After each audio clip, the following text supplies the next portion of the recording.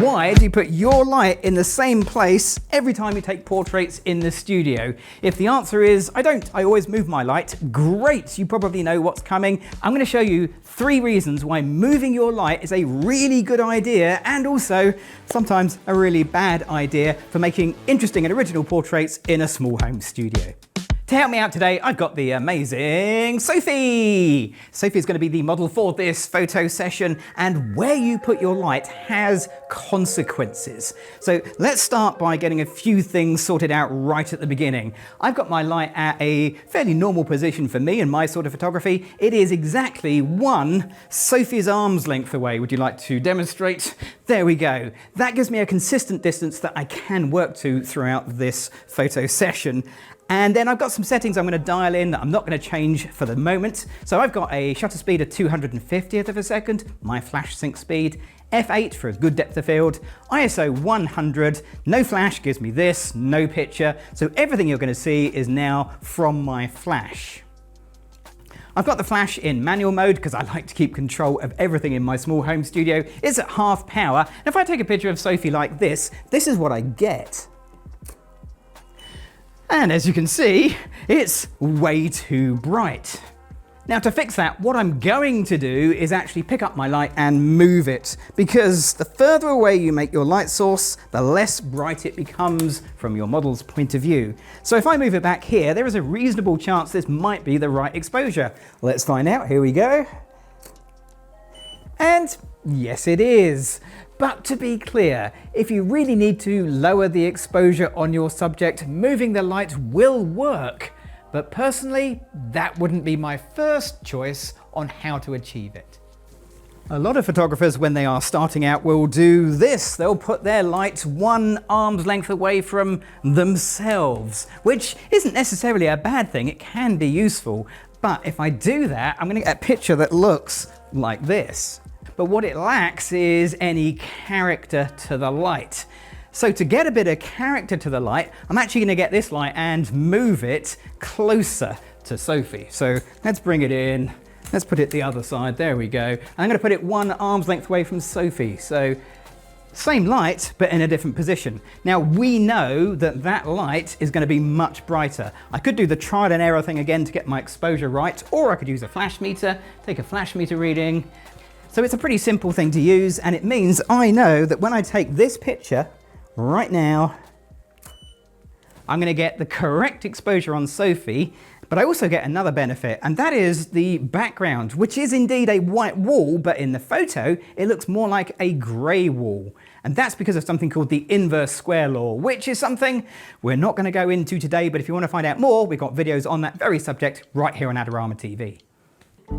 So I really like this setup. It's a easy to recreate single flash portrait setup that works really well when you have just one person in the scene.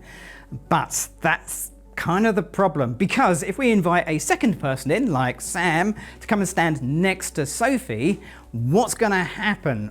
Well, if she stands next to Sophie but further away from the light, and I take a picture of the two of them together, now remember, I've exposed for Sophie at this point, which means that Sam is going to come out a little bit underexposed. But don't worry, I can change the exposure. I reckon that's about a stop underexposed on Sam. So if I increase my exposure for Sam, now what we get is way too much light on Sophie.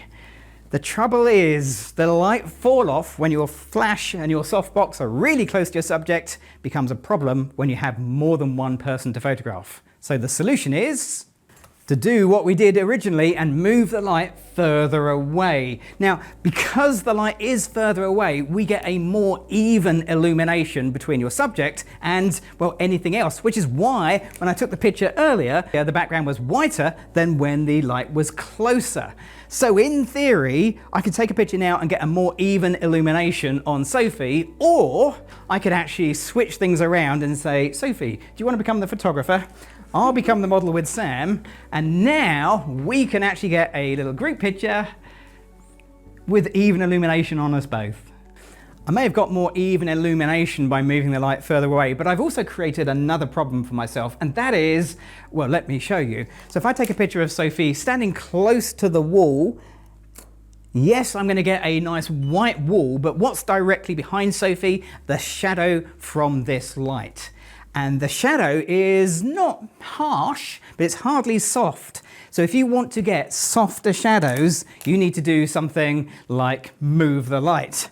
So if I get this light and move it one international Sophie's arm's length away, do you want to test that for me? Marvellous. I'm trying to keep the angle roughly the same. I obviously need to reduce the power of the light, but have a look at the difference in shadow between these two pictures. There is a shadow in there, but it's so much harder to see simply because from Sophie's point of view, that softbox has become much larger, and the bigger the light source, the softer the light. Which is why softboxes come in a variety of sizes. So far I've been using this one, the Easy Lock 25-inch beauty dish from Glow. You'll find gear links to everything I'm using in the video description. They'll take you back to Adorama, because they also do this one. Same type of softbox, but this time it is the 42-inch version. Now, it's not quite double the size, but it is clearly bigger. And bigger is going to be softer. So the theory goes like this. I should be able to put my light back over here if I want that even exposure on Sophie and the background. And using a larger softbox, I should be able to match the softness we had before.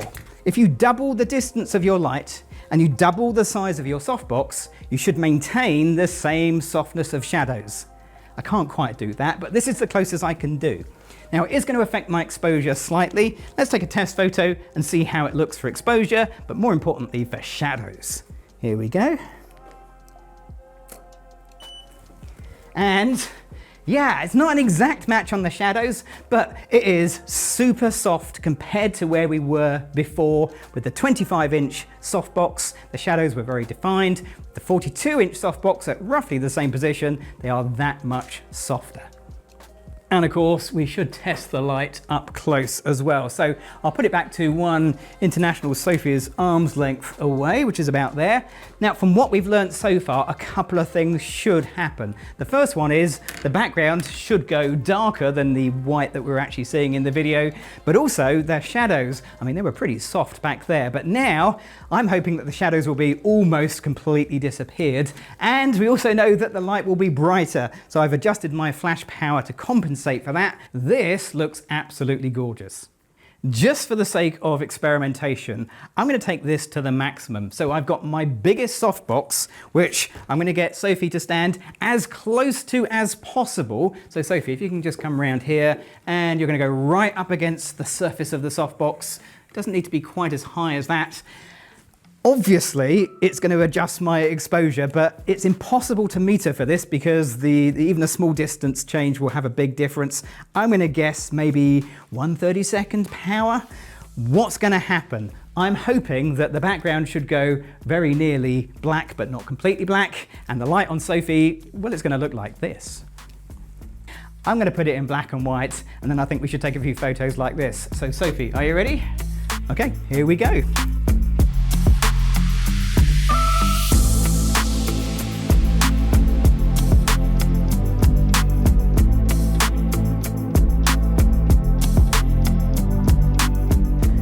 There's a lot to take in here, so let me see if I can summarize it with a bit of a quick recap.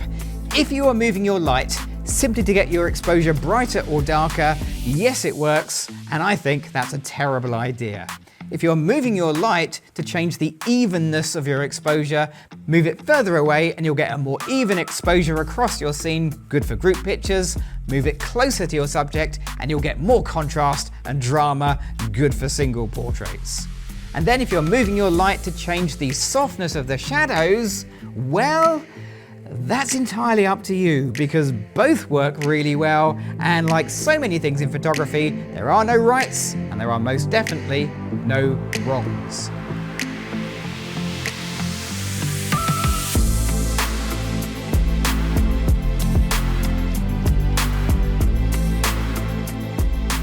There is a really good reason why softboxes come in such a range of sizes. It's because they all do different things, and the way to choose which size is right for you is to decide what sort of picture you actually need, and then set your light in the right position and choose the right softbox to match. Now, if you've enjoyed this video or you've got any questions, go down to the comments and maybe give this video a thumbs up. Whilst you're down there, if you haven't already done so, you should definitely click on the subscribe button. I'm Gavin Hoey. Thanks for watching.